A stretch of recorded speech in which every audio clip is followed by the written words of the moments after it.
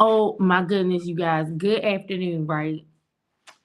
Good afternoon to everybody, y'all. I had to come back on this live today. So I'm sitting here working, and while I'm working, I don't have no meetings or nothing today. So I'm always listening to something and looking at different stuff, putting something on to try to help me. It's easier for me to like work like that, right? If I'm listening to something.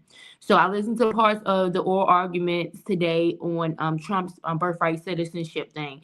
I want to finish listening to that before I come and talk to you guys about it. So I'm not going to talk about that right now, but I so happen to be scrolling past and this video comes up from Carlos King. Now, Carlos Carlos King, I don't know how you say his name. It's spelled Carlus. I be saying Carlos, but I think it's a play on the name. So I don't know if it's Carlos King or whatever, right?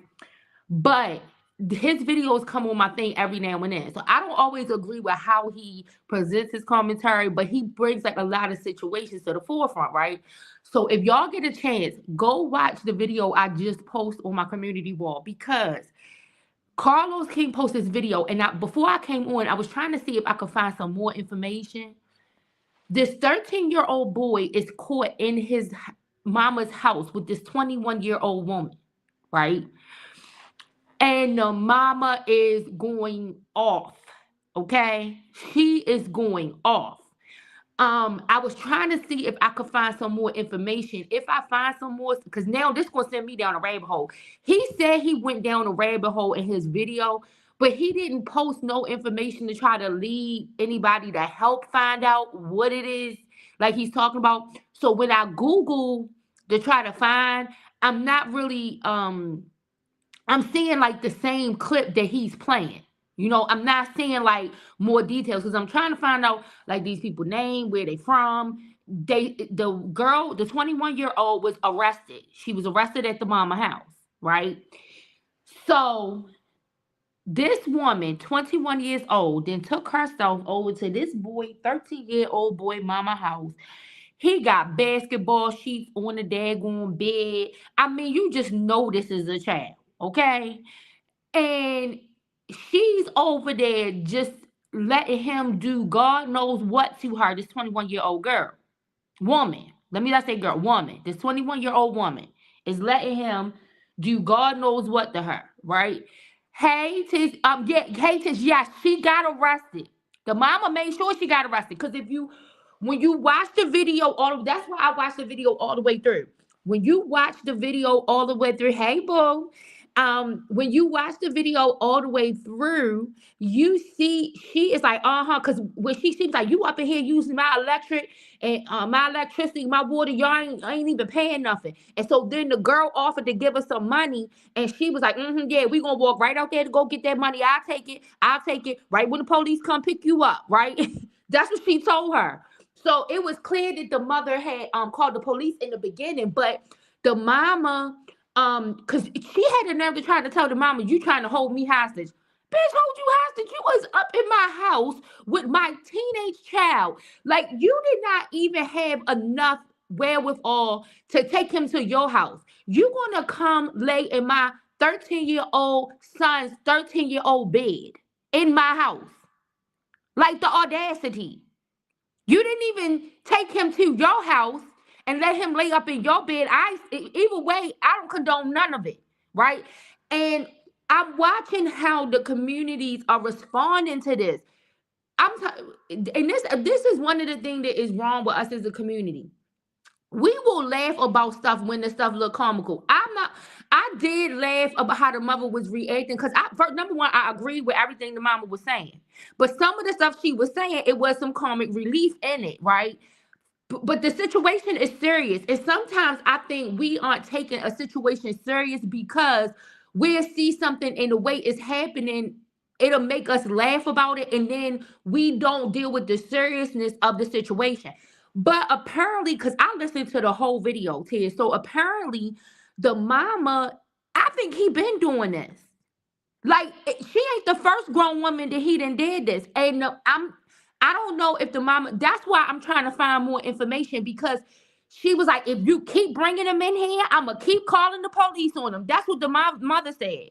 So it made me believe that he's done this before. She told him to give her key back. So I guess she don't want him now coming into her house, um, doing that again. Like she in front of the police, she told him give her the key back. But on Carlos King thing, and I'm trying to find it. She said that this little ass boy then went on his live and said something about he was using the lady for the tax money. And this is some ghetto ass shit. The whole thing is ghetto as hell. But I had to come on here and talk about it because, like I said, it is the seriousness that we don't, because we find everything to be amusing. A lot of times we don't deal with the seriousness of a subject. But this mom, I want to know what people think. If this mother did the appropriate thing, like my opinion, this woman did the right thing by calling. I don't care, and I agree with her. If you're going to keep bringing these grown people in my house doing this, I'm gonna keep calling them police on these grown people that's coming in here with you. That was a mess. Oh my gosh, I did not, when I turned the thing on, I expected the scenario, but it was how the whole thing played out. My jaw was completely on the ground. I could not believe this. And then to find out Man Man that made a video, because that's the mother kept calling him Man Man. Man Man that made a video talking about he was using the lady for the income tax money. Now he didn't got the money. What? What in the world is going? This is ridiculous. This is and then the thing is, the lady know how old she is, and then she had a nerve to try to tell the mother, you holding me hostage, bitch. You is in my house with my underage son. Talking about somebody holding you hostage. Ain't nobody tell you to be in here in the first place. Hey, Cookie. Hey, Miller. You said I have an almost 13-year-old son, and I can exactly. Exactly. Did you watch it, Miller? Cookie, please go watch that daggone video because I know you probably didn't watch it. Please watch that video on my channel. Oh my God. That the mother, she was like, it's smelling all funky in here. And the mother, oh Lord, I would not have been able to restrain myself. I would have had to find something to beat that big ass woman ass with. I am sorry. Oh my God. That I mean, and a big girl, ain't nothing wrong with, like I said, I don't discriminate nothing about no sizes, but this is a 13-year-old boy, and that girl, she was nice and hefty up in the house. And then Man had a nerve to get his butt up on social media, talking about free his boo, all this stuff, and talking about he used her for the income tax money. He already got the income tax money. This, Lord have mercy. I don't know what is going on. I don't. I could not. My jaw was on the ground. I was like, yo, I have to come live, and I can't just post this and that's it. I have to come live and say what in the hell is going on. But I need to find out more. Y'all, I'm gonna try to see how I can follow this rabbit hole, because I don't know what Carlos King then said rabbit hole he followed, but he didn't give us no direction on where to go to look to find out more about this situation. But I need to see these videos Man posted. I need to know what she was charged with, because her name or nothing isn't on the video. But it's been gone. The mother said on the video, she was like, he's going viral going viral everywhere. I'm letting everybody know. I'm showing her face everywhere. The mother was like, I don't even know her name, but her face gonna be all over the internet. Lord have mercy, y'all. Oh Lord.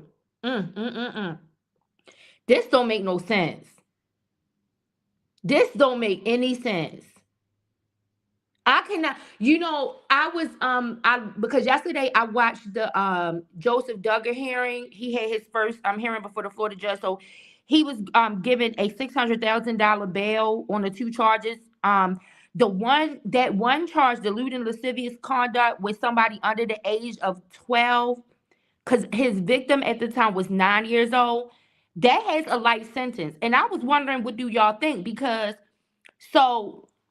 when you read the paperwork, in the paperwork it says, and this is why they tried to make light of the situation, it says that he touched her in her private areas over top of her clothes. Hey, Michelle, how you doing? Over top of her clothes. But the second charge that he got is a life sentence. That's why that $500,000, that $500,000, is from that. It's from that one charge because it is a life sentence. He did not penetrate. None of that. None of those things. But he is facing a life sentence for touching that 9-year-old's private parts. And I wonder what people think. Because in a situation where people think all of these sentencing guidelines are not fair and not being applied evenly across the board, what do you think about the fact that this person has a charge that could get him a life sentence for touching a child over the clothes? This is showing you the seriousness that some states take about this type of thing. And the reason that there are states that go different routes with this is because of things that have happened before, right? Sometimes a law is changed, sometimes a law is created, sometimes a new law or alert system is implemented because they had a situation that occurred in the past where something that was be considered of far less consequence, and then it ended up being something severe, right? So a new law or new sentencing guidelines may come into effect because people, when they might notice the progression of the crime and they want to try to cut it at its head before it gets to the point where the person ends up in the most severe situation. So the fact that Florida, over there in Panama City, I think that's where it was, Panama City, where he was saw the judge yesterday. But over there in Panama City, the reason more likely that crime carries the possibility of a life sentence is because there was probably somebody before who started off touching over top of the clothes, and then it progresses to then they're going underneath the clothes. Then it progresses to, oh, now they doing an oral exchange, to then now it's a penetration. Crime has a progression. And so when the law is created, it is designed to try to cut at the head what it can see can become more severe down the line. So right now, there are some people who feel like this is a life penalty for what he did is too harsh. But then there are other people who can see, well, yeah, they need to have that option to give him a life sentence because this is how the progression of crime starts. If you let somebody off too easily when they do something that is considered to be so subtle, not as harmful, then eventually it will progress beyond that because these people face these people who do these kind of things, they are dealing with a illness that they have themselves that is they're taking their mind there to act upon this stuff that they're thinking. So if they feel like that the penalty does not match, the punishment does not match the crime, and they feel like they got away with it, they're gonna go do it again. It's the same thing of somebody might get caught with a gram versus somebody getting caught with a kilo. The person that gets caught with a gram, they get off easy, but they probably got a whole kilo somewhere else. They probably only got caught with the gram because they was probably only going to go sell it to somebody to dump it off, right? But they probably got a whole kilo or an eight ball or a kilo somewhere else. Well, they get off easy doing that gram. They going back to finish selling that kilo. And it's the same type of thing with these type of sexual crimes.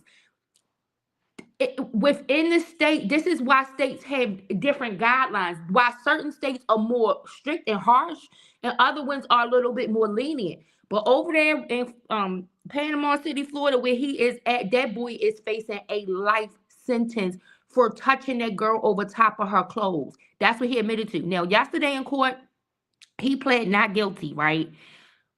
They have an audio, right?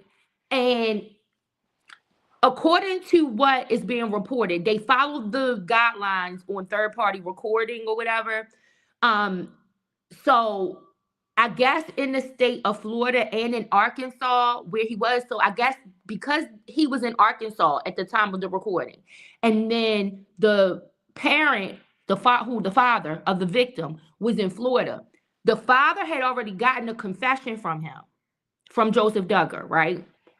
But when he went to the police told him it's best if you try to get a recorded confession.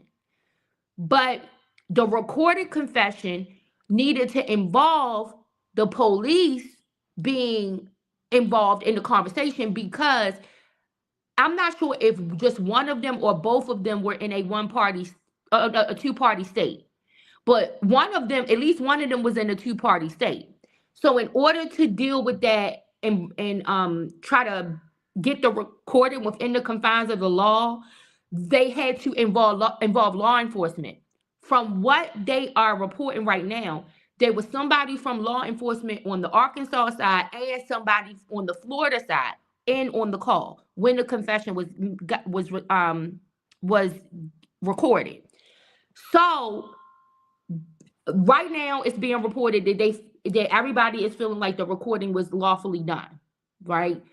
But so there's questions, and the true crime community is saying, okay, what can be his defense? Because they got him recorded. So what can be the defense for him to plead not guilty? Well, I think that probably the defense strategy is probably more so going to be they entered the plea yesterday of not guilty. I think they're going to try to see if they can get some type of pleading down to a lesser crime. That's what I think the strategy is going to be. I don't think that they are going to try to take it to court, that they're going to try to go to trial on this. But I think they want to try to give time for him to be able to negotiate something to where he can plead to a lesser charge or something, right? That's my opinion. I think that's where I see it going. But for those people who think that this is going to end up in trial, they are wondering like what it could be possibly be the defense strategy, seeing as though they got this recording. And so I don't know. We just have to wait and see on that. But like I said, there is some tension between the community, because even those people who feel like he should be held accountable, they might feel like, well, he shouldn't be held accountable to a life sentence considering his actions. Like his actions don't match the potential punishment. But like I said, I'm falling in between on this, because most predators, they start off with subtle gestures and then those gestures increase. And this is why the law creates a provision to try to cut the snake at the head before it even progresses.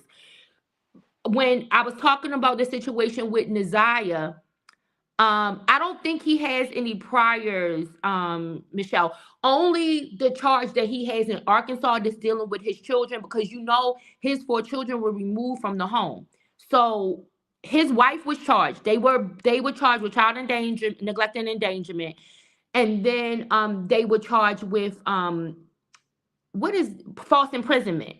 So but that's in Arkansas. So I guess when they went to go arrest him, and then CPS got involved, they found some conditions at the house, and this is how both of them ended up being charged for that. So, but yesterday, I think, according to what the judge was saying in the hearing yesterday, because he's not convicted of that, she couldn't use that in order to set conditions for bond, right? So, that didn't go into play. I don't know if it will end up going into play if he has to plead guilty to something in Arkansas before he goes to court in Florida. Then maybe that will be able to be considered if he's found guilty, if it is a trial and he's convicted. But right now, as far as the bond hearing, it wasn't considered. What the charges that he had in Arkansas weren't considered in determining his bond for this case. But to my knowledge, he has never been convicted or even accused. I haven't even heard that there was an accusation on him regarding any of this previously. And like I said, I'm sure that he probably will not get a life sentence, the not guilty verdict, I think, was that he didn't want to plead guilty to those charges. And I honestly don't, even with the recorded confession, I is from a, hey, Purple Purple, how you doing, boo? From a defense, from the side of the defense, yeah, I agree with that strategy. I mean, not that I'm anybody to agree or disagree, but in my own personal opinion, I would agree with that strategy, because who would want their client to plead guilty to a charge that could give them a life sentence? I'm getting better, Purple Purple, from this daggone kidney stone. I'm trying to get there.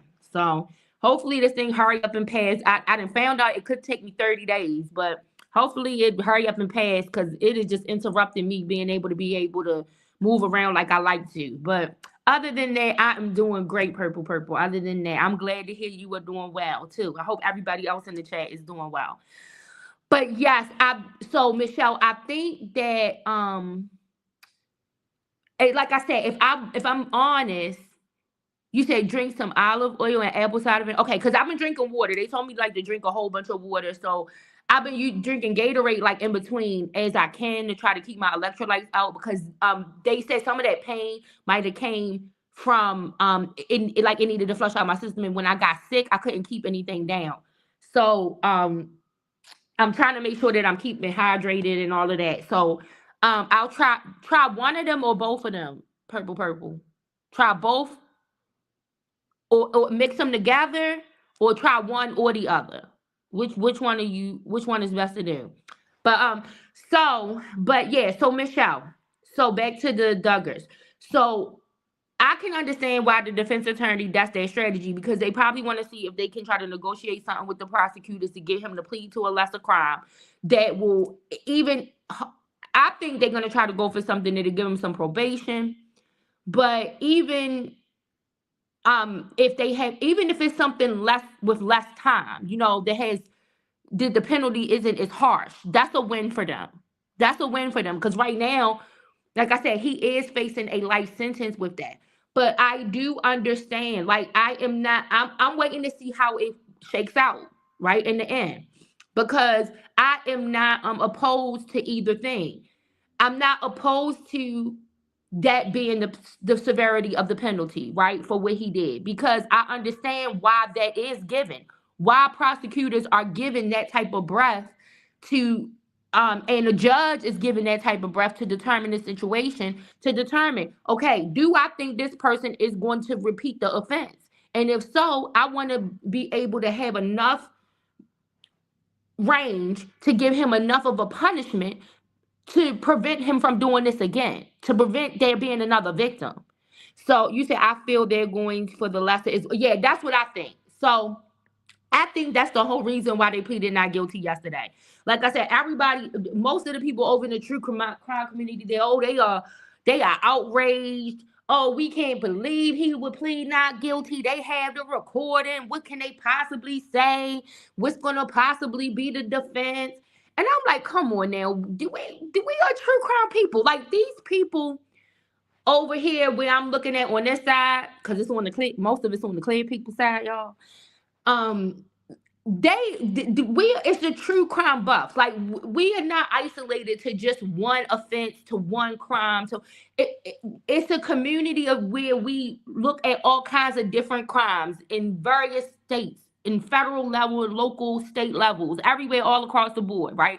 So these are people who have had lots of experience with this type of thing. I'm just shocked at their reaction to the defense's strategy, right? That they can't see what the playbook really is. I don't think they have any intentions on going to trial. It is to try to get him to be able to plead out to a lesser charge, I think. Something that is possibly going to give him some probation, or if not, at least maybe a 2 to 5 years or something like that. You said they are so emotional in that sector, they jump to conclusions before investigate. Yeah, like, I'm like, because like I said, I understand the reason why there would be a law and with a penalty that would allow a judge to sentence somebody to a life sentence for that. Because, like I said, a lot of crimes start with what he did. That's where the grooming starts, with how he started out doing it.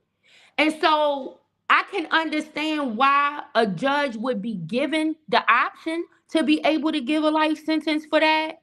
But um I can also see the defense saying, we don't want to plead to that. That punishment is too harsh. We are not going to plead guilty to that. Let's go and see what we can talk to these prosecutors about. And I really think that's the strategy with that situation. I think people just gotta, and even with the child endangerment thing, right? And the false imprisonment. So and this is something I didn't think about until I was listening to Lauren Matthias on Hidden True Crime. But Lauren Matthias went back to the blanket training. So Michelle, you said it's a deterrent. So exactly what happened. I agree. Exactly. That's what it's to scare them. It is to scare them, right? And if need be, the judge can have the discretion to do so. But he's not going to get no life sentence for that. He's not. But like I said, I think that if it's especially if it's a conservative judge, and depending on what kind of cases this judge has been seen, and um, you know, all of that, he could end up getting some time for it if he tries to take it to trial. But I don't even think it's going to get there. I don't think that family, and I don't think his legal team want it to go to trial, right? I don't think that family wants to deal with another public scandal like they did with Josh. Josh is right now in appeal process, right? Which I think that's going to fall flat on his face too. But right now he's in an appeal process. So this looks bad for him in his appeal, which is why I believe his attorneys rushed out to say something. You know, he's being represented in his appeal by Bo Brindley. So you know what I think about that. But in that case, I do think it was probably smart to rush out and give a statement, because he's in an appeal process. And considering that now this is the third oldest son, this is, he's the seventh child, but the third oldest son, that's his brother. They grew up, those two grew up together. So this doesn't look good. So considering that this is coming at a time when he's trying to go for appeal, yeah, it doesn't look good. So I don't think that family wants the publicity of another trial. Like I said, I think they are going to try to see what can they do to plead to a lesser charge and get this done and over with. But when it comes to the child endangerment and false imprisonment, so when Lauren Matthias was talking about the blanket training, and I remember this because, so for hey Miller, how are you doing, girl? You said how old was he when the crime took place? I think at least he was over 25, Miller. I'm not sure exactly how old he was at the time, but I think he was over 25. His victim was 9. So I'm not going to say he's going to get away with no jail time, because like I said, it depends on what that judge, once a plea is accepted, it depends on what that judge say. Just like when I was talking to you guys about that one in Bricktown, New Jersey, right? With the lady. She took a plea. She pled guilty. She thought she was going home. She prepared her statement and was telling the judge what she going to do, what she get home, and what she going to dedicate her time to. And Judge O'Malley was like, oh, no, you ain't going home, ma'am. No, you're not.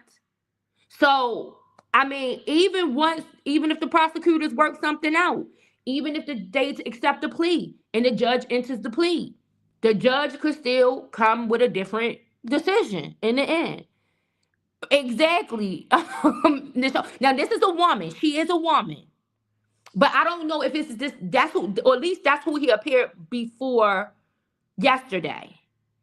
I don't know if you said the 9-year-old wasn't his only victim. The others may be too scared. I agree, Tess. I'm sure that there might be some other ones that come forward, because from what's being reported, right? This victim came forward. This victim, it is Miller. It is. It's over 25 is old enough for not to do that. Shit, over 21 is old enough for not to do that. But I think, according to the law, yeah, it does make a difference because of the difference in the age, right, between him and the victim. But yes, it makes a difference because of the age of the victim. that makes a difference. That's why it's a life penalty, because of the age of the victim. And then, but then his age is also going to also be considered. You said if he touched a 9-year-old, he didn't just stop there. Just exactly, I agree. So we don't know if we're going to see something else come forward. But that's another reason why I think they're going to want to try to get this resolved as quick as possible, for the fear of that will happen. But they said that this 9-year-old victim came forward because, so I don't know, because I don't know how many of you all even followed the Duggars when they were doing their reality show, but the Duggars have a cousin named Amy. And Amy's mother, Amy is the niece of Jim Bob. She is his sister's child, right? And Amy had a more liberal life than them. But you know, as like your cousins, just like when we were young, we would be with our cousins, we would go spend the night and stuff like that. And Amy was the only child. Her dad wasn't in the picture. Jim Bob, who is the dad of all of the Duggar children, he decided to take her on like his daughter. But Amy wasn't required to do all that strict stuff because her mother wasn't playing all of that. But he still was like a father figure to her. So she spent a lot of time over at the house with her cousins. And she has been speaking out over the years about the way that they were raised and how this contributed to some of the deviant behavior that they saw in Josh. And so now she's like started to dedicate herself to like try to help people to make it out of that type of fundamentalist Christian doctrine. Like, she's been doing a lot of advocacy work with that. So apparently the little 9-year-old girl who came forward because there was a friend of the 9-year-old girl is now 14. So she has a friend that Amy was mentoring. And while Amy was mentoring this friend, the friend revealed that something happened to her. And the person that did something to her was her sister's husband. So it was her brother-in-law too, right? So her parents, the little girl who Amy was mentoring, her parents called the police, right, to report the crime. And something was done. And so then that motivated this little girl to go to Amy and tell Amy what happened to her. And then Amy went with her to tell the dad. And the motivation was that the little girl saw something happen, because so much in it. So they are a part of this organization called the Institute for Basic Life Principles, the IBLP, right? And so this is a Christian fundamentalist group where they meet to talk about how raising children, steering children, and all of that, right? So let me go back real quick to what I was about to say about the blanket training, right? So when it came to the child endangerment and the false imprisonment, they are saying that, so we know for a fact that CPS went in the house and they found locks on the outside of the door. So I had talked to you guys like about that the other day. So, but I did not think this as in comparison to the blanket training that they teach over there at the IBLP. So Michelle Duggar, the mama, she does this thing where they have these conferences with the IBLP where she teaches the parents how to do this blanket training. And so apparently, what the blanket training is, for those people who don't know, is when a child is a toddler and little, they don't put them in a playpen, right? They put them on a blanket, on the floor, on a blanket. And they give the child a whole bunch of toys to play with, right? Well, when the child throws the toys off of the blanket, the whoever supervising, whether it's the parent or whether they left with some babysitter or whatever the case may be, they are not supposed to put the toy back onto the blanket or give the toy back to the child. They are supposed to just leave the toy. Like, the child has to deal with not having that toy, right? So naturally, what will end up happening is, if the child has more than one toy, they're just going to pick up the next toy. Not unless the child like has a fixation on that one particular toy. Then they might try to go off of the blanket to get that same toy. But a lot of times the child is going to continue to throw the toys because they want to see, why is nobody getting it? Why is nobody going to go get the toy and giving it back to me? Right? So, but however which way it goes, whether the child picks up another toy and then tries to throw it off the blanket, eventually they won't have any toys on the blanket. The child at some point is going to try to go off of the blanket in order to try to get the toy or toys, right? Well, at that point, then the child is then disciplined, right? This is blanket training. And Michelle Duggar teaches this at the IBLP when they have conferences to parents, how to successfully do blanket training, because this is what she did with her children. Well, so I always knew that that was something that she did. It was something that I had an issue with, something lots of people had issues with. But what was said, and now it makes sense, is as the child gets older, this training gets more severe. And this is why those locks were probably on the outside of the door. Because when they are administering punishment to the child, when the child does something wrong and then they lock them in somewhere, this is something that they said they probably are being taught by the IBLP. Because it's in an advanced stage to blanket training. And so they got a hold of all of these calls between Kendra and Joseph. These people work fast. That's what I said. You just don't know. These people work fast. They already got the jail calls from the boy being in the county jail. They already got him circulating out here on the internet. Between him, they had one where he was talking to a potential attorney about bail or something like that. They released that. And outside of that one, all the rest of the calls I've heard have been with the wife, Kendra. But they got these calls, and basically what people are picking up from the calls is that they don't understand what it is that they were doing wrong. Well, the reason why they don't understand that they did something wrong by having those locks on the outside of the doors and whatever else. Now, they say also it has something to do with the tidiness of the house. Supposedly, Kendra has an autoimmune disorder that they said it might have had something to do with her being able to care for the children or something like that. Those are some of the other allegations. We don't know yet until we know. But the child, the false imprisonment, they said has to do with those locks on the doors. And this is the thing. If this is what these children are raised in, right? It was done to them, and I can see them not seeing anything wrong. Like I think that is the thing that they really don't see why they were arrested and charged with that. Because they grew up like that. And then if they might be looking at it like, well, if we're not physically disciplining the child to a point where it's abuse, why would us using a lock be considered illegal? They might not recognize that it's illegal. I mean, that's no excuse for them doing it, right, Michelle? I mean, a lot of people say what? Because we weren't brought up like that. We knew that was not acceptable to do.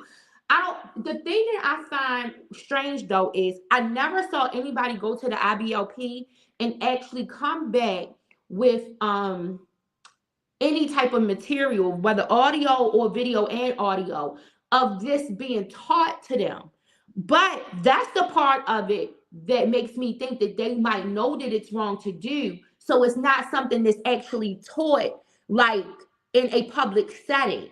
That is taught privately in the home because they know that it's wrong to do. They know that it's illegal to do that.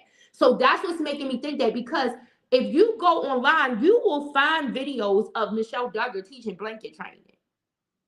But I feel like if the door locks was something that was being taught at the IBLP, that somebody would have got audio and video of that too. Like, because these people get everything, right? I feel like that's something that community knows that they need to teach privately, because if anybody gets a hold of it publicly, it could bring them under investigation. And so in that alone, there are some people who should say they should know that it's illegal, because if they can't even publicly tell you to do this in rearing your children, then you should know something's wrong with it. And so there are some people who will come to that conclusion just solely based on that. But yeah, so those charges that he has in Arkansas, I'm pretty sure that they will be able to kind of like plead down to that, because a lot of that is because of their upbringing and how they were raised. And although yes, it's wrong, um, that IBLP done messed up a whole lot of them. I don't know. And like I said, those kids are homeschooled. Thankfully, now that those kids are in CPS care, more than likely CPS is going to see to it that they get into a public school.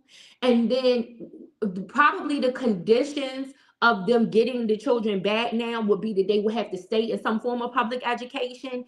And then that will help to alert the children. But I don't know if he's going to, I don't know if he's going to be in a position to be able to be in a situation where he will be able to be in the house with those children again.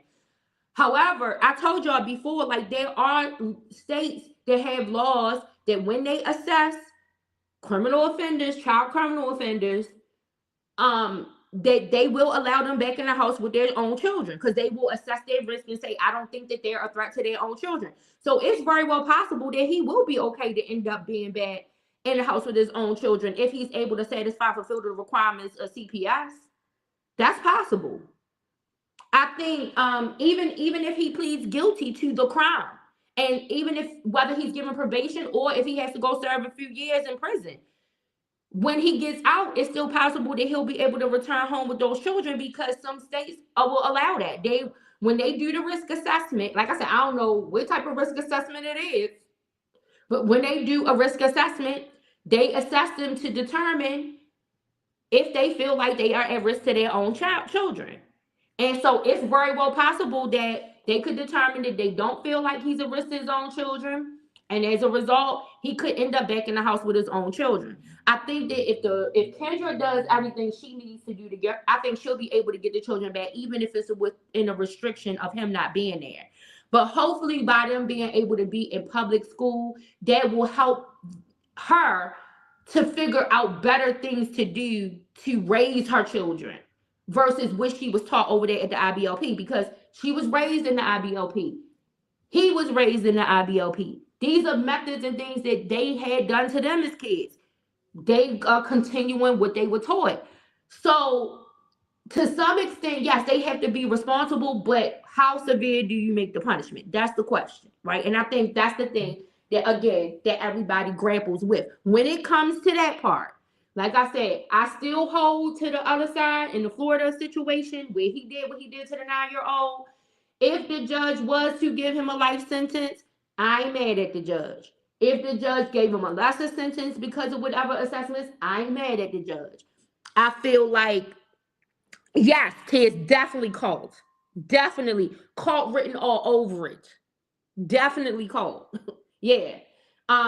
So because even the founder of the IBLP, Bill Gothard, he's been accused of stuff. It hasn't risen to a criminal level, but he's had some civil litigation. I don't know at some point if if a case will mount where there will be criminal charges pressed against Bill Gothard, but right now it has been only civil. And a lot of the allegations on him came out when they did that documentary. I don't know if you guys remember the documentary on Netflix, but it was called Shiny Happy People. That is about them, and that is about them in the IBLP. So a lot of the allegations on Bill Gothard started coming out, and he's the founder of the IBLP. A lot of those allegations started coming out on him around the release of that series. And so, like I said, I don't know at some point if some criminal charges will end up being pressed against Bill Gothard. I don't know if the statute of limitations ran out on people who attempted to try to go press some criminal charges against him. But he's definitely been the subject of some civil litigation, and people are concerned about what responsibility he holds for the teachings that are allowing these other people to you know, how he's what his organization is teaching these other people, that is then they're going out and doing these type of things, you know. And so, and the other question becomes into question is Jim Bob Duggar, because they went public when the thing happened with Josh to talk about things that they did in order to try to rehabilitate Josh. And I'm not talking about when Josh went to jail for the porn. I'm talking about when it came out about him touching the girls. The first thing that came out, right? So they came public and talked about things that they did to try to prevent this from happening again and all of this stuff. And so that brought people to them. Like, they had a certain group of people within the IBLP who moved closer to them so that they could, quote unquote, try to learn these strategies to cure their teenager of similar kinds of proclivities, right? So then when he's giving them instructions, and they said part of his instruction was, it's not bad if you only do it over the clothes. So how accountable is, how responsible is he? How accountable is he by giving this kind of instructions to people? Like, if it's over the clothes, it's not that bad. Well, boy, don't you know that once they do it over the clothes, it's gonna lead them to go up under the clothes? I don't understand, but they said that was part of the advice that he would give to families when these families that move close to him, whether or not because they wanted proximity because of the show, whether they were really seeking help for their teenagers or whatever, that part of the advice that he would give is, if it's over the clothes, it's not that bad. Don't worry about it. So yeah, definitely cult mentality, definitely. But I just wanted to come talk to y'all, you guys, about that. I'm gonna try to see if I can dig some more to find out what's going on with Man in this story. But I could not believe, y'all. If you ain't watched that video, please go watch it. I posted it on my community board. That's where y'all can find it. I'm going to finish up this last little bit of work I got to do. Y'all have a good evening. Thank all of y'all for coming in here and talk to me. Michelle, Tears, Cookie, purple. You did not tell me whether to use the olive oil and the apple cider together. So let me know. Put it in the comments so I can know which one to do. Thank you, Michelle Miller, for coming in. Purple, like I said, Tears, Cookie. I think I got everybody. And I will talk to you guys soon. Peace.